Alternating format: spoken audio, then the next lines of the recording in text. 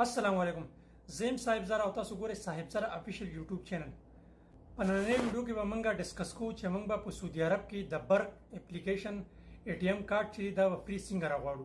څنګه چې تاسو ته پته ده چې برق اپلیکیشن چې دی د په سعودي عرب کې نن سبا ډیر زیات ټاپ کې روان دي. ځکه چې دې کې څوک هم ټرانزیکشن کوي هغه ته ډیر زیات ښکلي کیش بیک هم ورکوي. او په سعودي عرب کې چې کوم کسان دي هغو ته زه دا ریکمنډ کوم چې د هغو ځان له لازمي په دې اپلیکیشن کې ځان له اکاونټ جوړ کړي.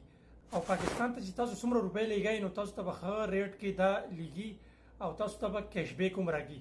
که لوکل تاسو په سعودي عرب کې استعمالوئ نو دا به تاسو ته ډیر زیات ښکلی کیش بیک راکړي. او که په سعودي عرب کې تاسو د آنلاین پلیټفارم دپاره دا استعمالوئ مثلا نون شو او نور چې کوم اپلیکیشن دي نو دا به تاسو ته ډیر زیات ښکلی کیش بیک راکړي. نو دا تاسو لازمي ځان له انسټال کړئ. نو اوس به موږ د دې فری کارت چې دی هغه به څنګه راغواړو چې په هغې باندې څه قسم چارجز نشتي.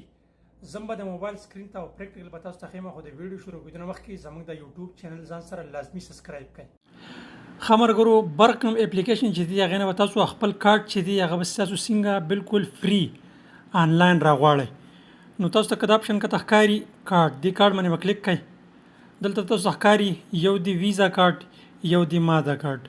موږ کلیک کو تاسو ته ښکاري بیا به دلته لاندې موږ اپلای باندې کلیک کو. اپلای باندې چې موږ کله کلیک کړو نو دې کې تاسو ته ښکاري دې کې بیا تاسو ته درې قسمه کارډونه راکړي، یو زیړ دی یو سور دی. تاسو ځان له کوم قسم آنلاین اډر کوئ نو زه سور اډر کوم. نو بیا به زه کنټینیو باندې کلیک کوم. کنټینیو باندې چې ما کلیک کوم دلته وایي ته ځان له یو پن جوړ کا. نو دلته به زه پن باندې کلیک کوم.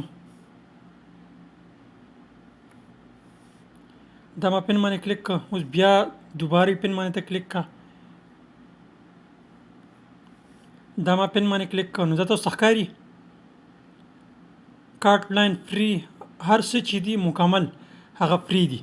بیا به دلته پلیس کارت اډر دې باندې به زه کلیک کوم.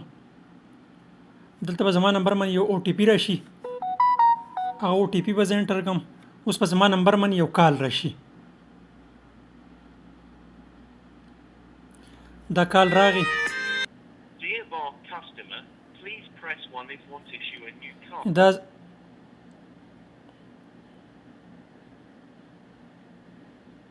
Thank you. دا کنفرم شو. اوس په بیا برق ته راشم. دا تاسو ته ښکاري کارت چې دی هغه کمپلیټ شو. اوس وایي چې اډر یو پلیسز کارت دې باندې به زه کلیک کوم او دلته کنفرم یو ایډرس دا ښکاري زما کوم ایډرس چې دی هغه راغی. دې باندې ما کنفرم کړ. دا مکمل ایډرس کنفرم شو او دې پلیس اډر باندې به زه کلیک کوم. ښکاري هر څه فری دي. دا وګورئ.